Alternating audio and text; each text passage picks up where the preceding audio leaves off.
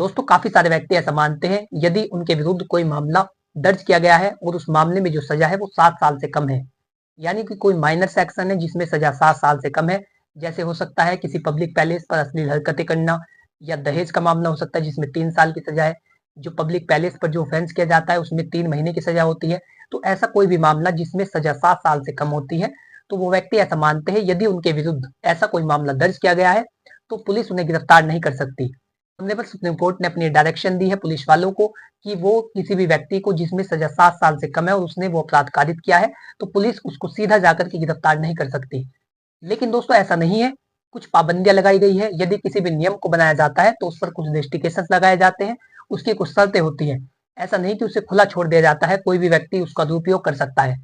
तो जानेंगे आज की इस वीडियो में कि कब आपकी गिरफ्तारी 7 साल से कम उम्र के मामलों में नहीं की जाएगी, और यदि आपने पहले से तैयारी करके रखी है कि पुलिस आपको गिरफ्तार नहीं कर सके तो तब जाकर ही आपकी गिरफ्तारी नहीं की जाएगी। लेकिन यदि आप उससे अनभिज्ञ है, आप उससे अनजान है, तो ऐसी कंडीशन के अंदर आपकी तुरंत गिरफ्तारी हो जाएगी, चाहे सेक्शन कितना ही छोटा हो, चाहे आपने कितना ही छोटा क्राइम किया हो, आपकी गिरफ्तारी तुरंत की जाएगी। तो जानेंगे आज की इस वीडियो में। मेरा आपसे अनुरोध है कि यदि आप चैनल पर पहली बार आए हैं तो आज ही चैनल को सब्सक्राइब कर ले, ताकि इसी प्रकार की लीगल नॉलेज, कानूनी जानकारी, विधिक परामर्श और आपके अधिकार आप तक पहुंच सके। हमारे चैनल के माध्यम से आपको फ्री में लीगल एडवाइस दी जाती है। यदि आप किसी टॉपिक पर कानूनी परामर्श लेना चाहते हैं तो स्क्रीन पर दिए गए मोबाइल नंबर पर अपनी प्रॉब्लम को व्हाट्सअप करें, जल्दी आपको उसका उत्तर दिया जाएगा। चलिए दोस्तों, बिना किसी देरी के वीडियो शुरू करते हैं।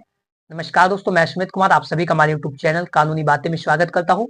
दोस्तों, ये जो बात शुरू होती है कि पुलिस किसी व्यक्ति को 7 साल से कम उम्र की सजा के मामलों में गिरफ्तार नहीं कर सकती, तो ये बात क्यों कही जाती है? ऑनरेबल सुप्रीम कोर्ट ने अपना एक जजमेंट दिया था, जिस जजमेंट का नाम है Arnesh Kumar versus State of Bihar. देखिए होता क्या है, जैसे परिवार में जो लड़ाई झगड़े होते हैं, पति पत्नी के बीच डिस्प्यूट होते हैं, तो अब लोगों के बीच अंडरस्टैंडिंग तो है नहीं। यदि पति और पत्नी के बीच छोटी मोटी बात को लेकर के लड़ाई होती है तो पत्नी चली जाती है सीधा पुलिस स्टेशन में। पुलिस स्टेशन में जाकर वो अपने पति के विरुद्ध, जो उसके ससुराल वाले अन्य लोग होते हैं, सभी के विरुद्ध मुकदमा पंजीकृत करा देती है। उन सभी के विरुद्ध, चाहे वो उसमें शामिल हो या ना हो, उनके विरुद्ध जो है एफआईआर दर्ज करा दी जाती है। तो फिर पुलिस उन व्यक्ति को गिरफ्तार करती थी। Arnesh Kumar versus State of Bihar की जजमेंट आने से पहले पुलिस उन व्यक्ति को तुरंत गिरफ्तार करती थी। लेकिन ऐसा हुआ, जो क्राइम रेशो है वो बढ़ रहा है और ज्यादातर जो 498 के केसेस है वो झूठे किए जाते हैं। तो इसको देखते हुए ऑनरेबल सुप्रीम कोर्ट ने अपने judgement Arnesh Kumar versus State of Bihar में ये फाइंडिंग दी, पुलिस वालों को ये निर्देश दिया, पुलिस वालों को ये डायरेक्शन दी कि जैसे जो मामले झूठे दर्ज किए जाते हैं और आप किसी व्यक्ति को तुरंत जाकर के गिरफ्तार कर लेते हैं, ऐसी कंडीशन के अंदर, ऐसी स्थिति के अंदर बिना ये साबित किए कि वो व्यक्ति अपराधी है या नहीं, उस व्यक्ति की समाज में बदनामी हो जाती है। तो ऐसी कंडीशन से बचने के लिए, व्यक्ति की जो समाज में इज्जत है उसको बनाए रखने के लिए आपको ये अधिकार नहीं दिया जा सकता कि किसी भी 7 साल से कम उम्र के मामलों में आप सीधा जाकर के गिरफ्तार कर ले। और ऑनरेबल सुप्रीम कोर्ट ने अपने जजमेंट के माध्यम से पुलिस वालों को ये डायरेक्शन दी कि यदि उनके पास ऐसी कोई एप्लीकेशन आती है, ऐसी कोई एफआईआर आती है जिसमें जो आरोपी है, यदि उसका आरोप न्यायालय के द्वारा साबित हो जाएगा, ऐसे प्रूफ होंगे जिससे साबित होता हो कि इस व्यक्ति ने वास्तविकता में अपराध किया है, और साबित हो जाने के बाद उस व्यक्ति को न्यायालय के द्वारा 7 साल से कम की सजा दी जाएगी, तो ऐसे मामलों के अंदर आप व्यक्ति को सीधा गिरफ्तार नहीं कर सकते। आपको उसे पहले 41 सीआरपीसी का नोटिस देना होगा, उसके बाद ही आप उस व्यक्ति को गिरफ्तार कर सकते हैं। ये इस जजमेंट में बताया गया। तो व्यक्ति इसलिए ऐसी बात करते हैं कि वो 7 साल से कम उम्र के मामलों में किसी व्यक्ति को गिरफ्तार नहीं कर सकते। लेकिन मैं आपको बता दूं कि यदि वो व्यक्ति विवेचना में सहयोग नहीं कर रहा है, पुलिस जांच के लिए आई है, पुलिस इन्वेस्टिगेशन के लिए आई है और वो सहयोग नहीं कर रहा है, और यदि पुलिस ने 41 सीआरपीसी का नोटिस बना करके लाई है और वो व्यक्ति उस नोटिस को भी नहीं ले रहा है, तो ऐसी कंडीशन के अंदर पुलिस को यह अधिकार हो जाता है कि वो उस व्यक्ति को गिरफ्तार कर सकती है, चाहे सेक्शन कितना ही छोटा हो, कितना ही माइनर हो। तो आपकी गिरफ्तारी हो सकती है यदि आप विवेचना में सहयोग नहीं दे रहे हैं।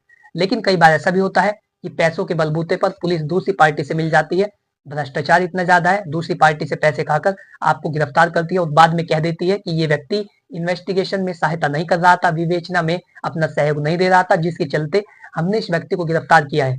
लेकिन मैं आपको बता दूं कि इन बिंदुओं के आधार पर भी किसी व्यक्ति को गिरफ्तार नहीं किया जा सकता।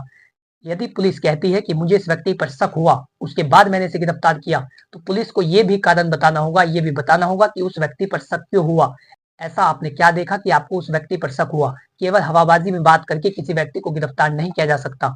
और यदि आपको लगता है कि आपकी गिरफ्तारी की जा सकती है, तो वो आपके लिए मैं उपाय बता रहा हूँ। आपको क्या करना है, आपको जानना है ऑनरेबल हाईकोर्ट में जाकर आप सीआरपीसी सेक्शन 438 के तहत उस एफआईआर को क्वेश करा सकते हैं। कोर्ट में एप्लीकेशन लगाने के बाद उस एप्लीकेशन में आपको बताना है कि मेरे विरुद्ध इतने दिनांक को इस समय ये एफआईआर पंजीकृत कराई गई जो कि झूठी है। जो उस एफआईआर को झूठे साबित करते हो ऐसे साक्ष्य प्रस्तुत करे। फिर हाईकोर्ट के द्वारा पुलिस वालों को निर्देश दिया जाता है कि वो उस एफआईआर पर कोई कार्रवाई ना करे और उस एफआईआर को क्वैश करे। जब तक आपकी एप्लीकेशन हाईकोर्ट में पेंडिंग रहती है, जब तक उसकी सुनवाई हाईकोर्ट में की जा रही है, ऐसी कंडीशन के अंदर कोई भी पुलिस अधिकारी चाहे कितनी बड़ी रैंक का हो आपको गिरफ्तार नहीं कर सकता। आपको एफआईआर को क्वैश कराना होता है। आप उसमें बताइए कि मैं विवेचना में पूर्ण सहयोग करने के लिए तैयार हूँ, लेकिन ये मेरा सहयोग नहीं ले रहे हैं बल्कि मुझे अननेसेसरी रूप से गिरफ्तार कर रहे हैं। ऐसी कंडीशन के अंदर आपको गिरफ्तार नहीं किया जाएगा। तो इन बिंदुओं का सहारा लेकर आप अपनी गिरफ्तारी होने से बचा सकते हैं। आशा करता हूँ कि जानकारी आपको अच्छी लगी होगी। यदि आप इसी तरीके की लीगल नॉलेज में रुचि रखते हैं तो आज ही हमारे यूट्यूब चैनल कानूनी बातें को सब्सक्राइब कर ले, ताकि इसी प्रकार की लीगल नॉलेज, कानूनी जानकारी, विधिक परामर्श और आपके अधिकार आप तक पहुंच सके। यदि आपका इससे रिलेटेड कोई भी सवाल हो तो आप कमेंट बॉक्स में लिख करके पूछ सकते हैं, मैं जल्दी उसका उत्तर दूंगा। और इसके साथ ही यदि आप कोई विधिक परामर्श लेना चाहते हैं, कोई कानूनी जानकारी लेना चाहते हैं, तो स्क्रीन पर दिए गए मोबाइल नंबर पर अपनी प्रॉब्लम को व्हाट्सअप करें, जल्दी आपको उसका भी उत्तर दिया जाएगा। Thanks for watching this video. अपना कीमती समय देने के लिए धन्यवाद।